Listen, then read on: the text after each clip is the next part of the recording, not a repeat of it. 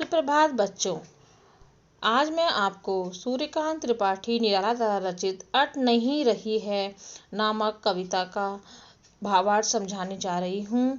ठीक है, तो सबसे पहले हम कविता को पढ़ते हैं, उसके बाद उनके कठिन शब्दों के अर्थों को जानते हैं, उसके बाद मैं आपको भावार्थ समझाऊंगी। अट नहीं रही है आभा फागुन की तन, सट नहीं रही है कहीं सांस लेते हो, घर घर भर देते हो, उड़ने को नभ में तुम पर कर देते हो। आँख हटाता हूँ तो हट नहीं रही है पत्तों से लदी डाल, कहीं हरी कहीं लाल, कहीं पड़ी है उर्मे मंद गंध पुष्प माल, पाट पाट शोभाश्री पट नहीं रही है।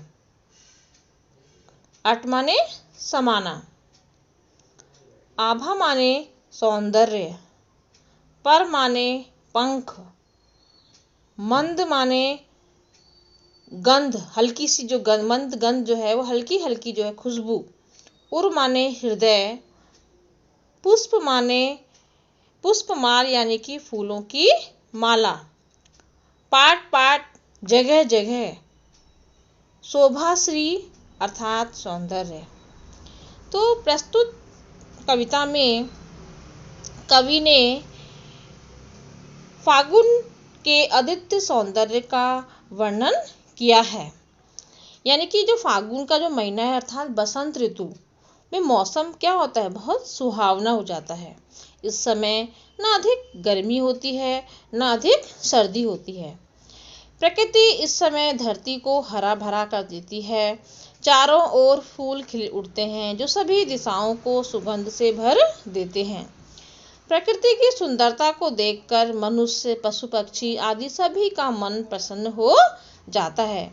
अर्थात तो यहाँ पे कवि ने फागुन मास की जो शोभा है उसका अद्वितीय सौंदर्य का वर्णन किया है। अट नहीं रही है आभा फागुन की तन, सट नहीं रही है कहीं सांस लेते हो, घर घर भर देते हो। कि चारों ओर फागुन की शोभा जो है वो समा नहीं पा रही है। फागुन की जो शोभा है वो हमारे शरीर में समा नहीं पा रही है। इस समय चारों ओर फूल खिले हुए हैं, तुम सांस लेते हो तो उस सांस से तुम संपूर्ण प्रकृति को खुशबू से भर देते हो। वह सुगंध वातावरण में फैलकर हर घर को खुशबू से क्या कर देती है, भर देती है। यह सब देखकर मेरा मन क्या हो जाता है, प्रसन्न हो उठता है और आकाश में उड़ना चाहता है। इस वातावरण में पक्षी भी पंख फैलाकर आकाश में उड़ना चाहते हैं।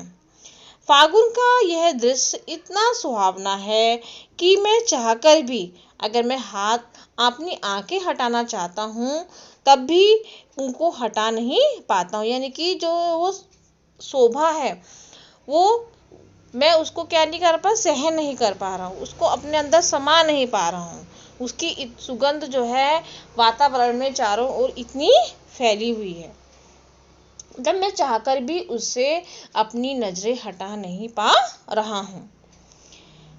पत्तों से लदी डाल, कहीं कहीं हरी कहीं लाल, कहीं पड़ी है उर्मे मंद गंध पुष्प माल।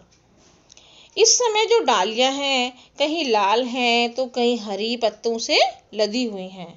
इन सबको देखकर ऐसा लग रहा है मानो फागुन के गले में सुगंध से मस्त कर देने वाली जो फूलों की जो माला है वो पड़ी हुई है।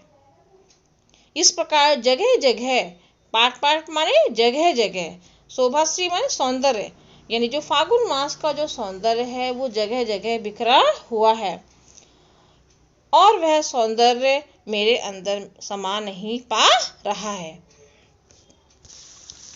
यानी कि छायावाद कवियों की एक खास विशेषता है कि अंतर्मन के भावों का बाहर की दुनिया से सामंजस्य बिठाना। इसीलिए वो कहते हैं कि इस सौंदर्य को देखकर वो कहते हैं, प्रकृति प्रेमी जो कवि है उनका मन प्रसन्न होता है।